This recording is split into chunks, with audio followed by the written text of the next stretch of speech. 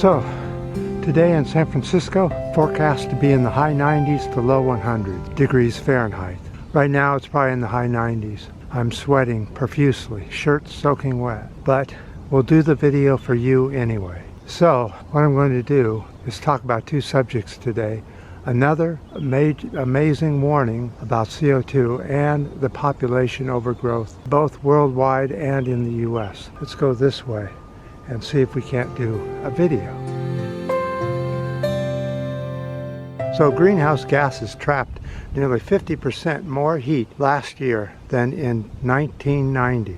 Greenhouse gas pollution from human activity trapped 49% more heat in the atmosphere in 2021 than in 1990, according to NOAA. CO2, methane, nitrous oxide, and chlorofluorocarbons, and 16 other chemicals are to blame. Roughly 36 billion metric tons of CO2 are emitted each year by transportation, electrical generation, cement manufacturing, deforestation, agriculture are the big ones. Still, as a study published in the National Academy of Sciences made it clear, cutting CO2 is not enough. You're going to have to cut all those emissions in all those different places to get our greenhouse gases under control. In the near term, the planet is likely to cross the 1.5°C warming threshold in the next 10 years. We've talked about that in earlier videos. On the long term, with unchecked emissions the way they are going now, warming can exceed the catastrophic 3°C by the end of the century. Well, I think it's going to be a lot sooner than the end of the century. What do you think?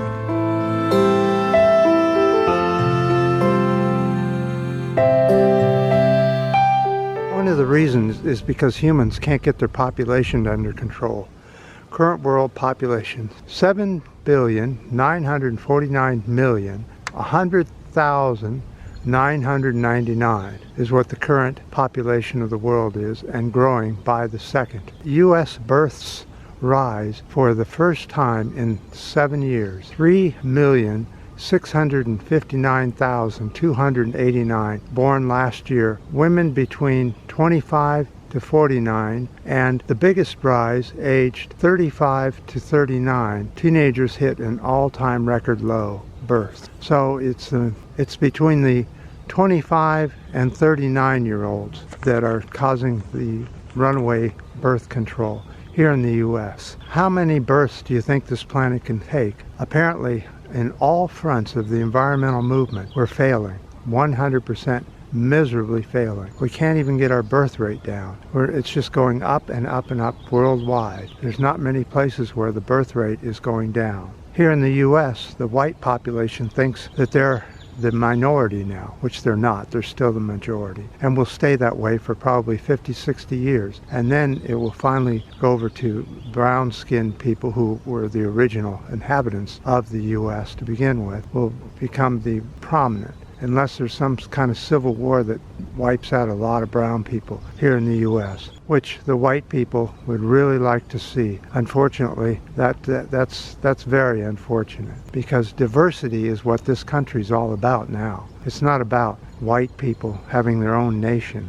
It's just not, it's never been that, and never will be that. The white is not going to take over the world. It's going to be probably the brown skins will take over the world much more than any other color of skin. And remember, it's just color of skin.